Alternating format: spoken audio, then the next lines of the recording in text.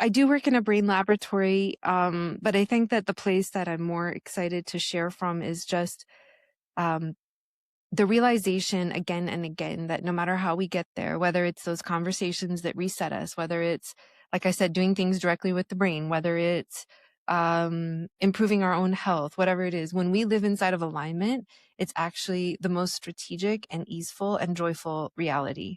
Yes. Right. And so we want to get into alignment in all of those ways. So laundry, great. That's one of them. Check. Check. Yeah. Yeah.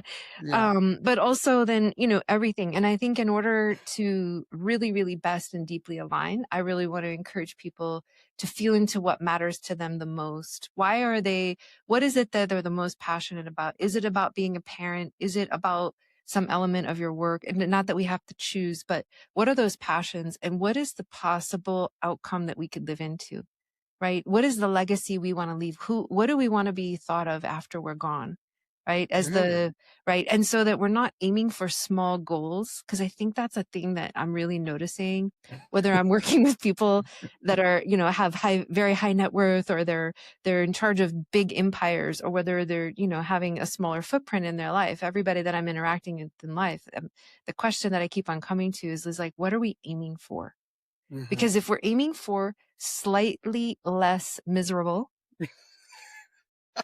marginally improved, I mean, do you see? It's like, oh, that's as much as we can get then. And we make these tiny little increments towards marginal improvement or slightly better, versus being able to step back from the whole thing and say, what do I actually care about? And what is actually true for me? Last night I was having a conversation with a leader who was saying, he's having some challenges in his life and in his health, but overall things are good. But he's definitely, there's some things going on that he would like to have better. And then it came to this place where he said, well, I think that I feel heavy with responsibility right now. All of the emails, all of the decisions that are waiting on me, all the people that count on me, that call me up and want advice, or that I'm supposed to be doing some part in some project for. And then there's family, all these things. And I think we can all relate to that feeling of all of those pulls. And so one of the things that I was saying in the space of that conversation is, look, ultimately the person that you're stepping into, either it's a yes or a no, each of those things. It's a yes or a no. And if you try to control what is or isn't yours to do at the level of the mind, you're fighting with your path. You're fighting with the divine. You're fighting with a feeling of upliftment towards what it is that is true.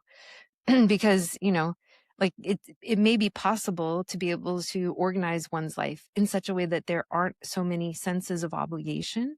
Mm-hmm. Right? But we've been trained to think that we have to have things feel heavy and obligated. So what if we just dump that all out and say, okay, maybe not, right? And maybe not try to control what is the right alignment, and instead ask what it is and follow the direction when we feel that clear sense of direction come through. But without the question, you can't come to the answer. I've opened a few new spots for my 90-day program called the Inner Oasis, designed to help high-achieving women who are stuck in chronic stress and burnout to retrain their nervous system, so that calm, sleep, and balance become their default, not a temporary break. I will be using a unique blend of sound healing, energy healing, and journaling.